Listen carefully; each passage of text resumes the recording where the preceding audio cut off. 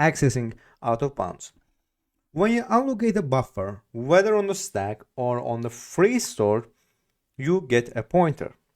There's a little to stop you from accessing memory you have not allocated, either before or after the position of the buffer.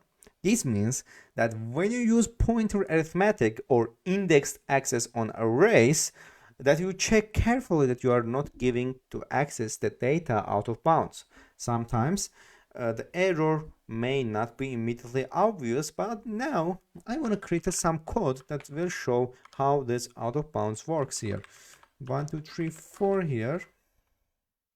Okay, integer array here, and let's make a for loop, which this for loop will try to reach the out of bounds. So this for loop will try to reach the fourth element of this array element here.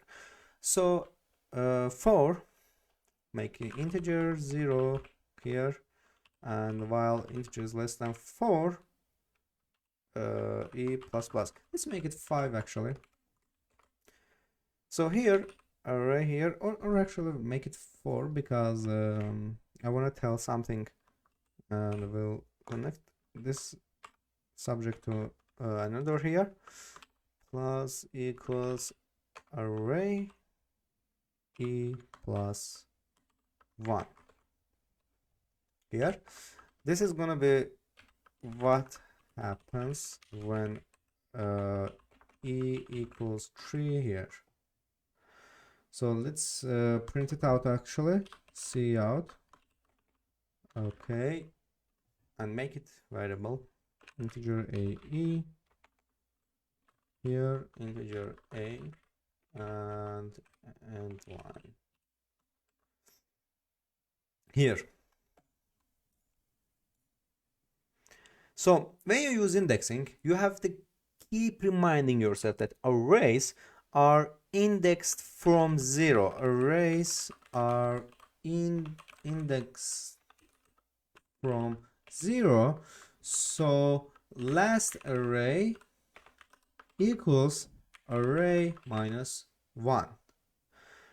So as you can see here, if we increase this to, for example, this 4 to 10, as you can see, we will get the random numbers here. Stop and run here. So now I want to talk about something that pointers have in the allocated memory. So that's the main reasons of why pointers are like dangerous. So this applies to memory allocated on the stack and to memory dynamically allocated. So now I want to create some function that will return character here, get, and here this will return the character C here and hello, and return C here. So this code allocates a buffer of 6 characters and then initializes it with the 5 characters of the string literal hello here. So and this by the 6th character I mean the last character is null here. So and this null means the termination character in the strings and characters here. So the problem is that once the function finishes, the stack frame is turned down so that the memory can be reused, and the pointer will point to memory that could be used by something else. So this error is caused by poor programming here, but it may not be as always as in this example. So if the function uses several pointers and performs a pointer assignment, you may not immediately notice that you have returned a pointer to a stack allocated object. So the best course of action is simply not return raw pointers from functions. But if you do want to use this style of programming, make sure that the memory buffer is passed in through the parameter, so the function does not own the buffer. So when the memory buffer is passed through the parameter or is dynamically allocated, and you are passing ownership to the caller, so with this method it's more safer than this here.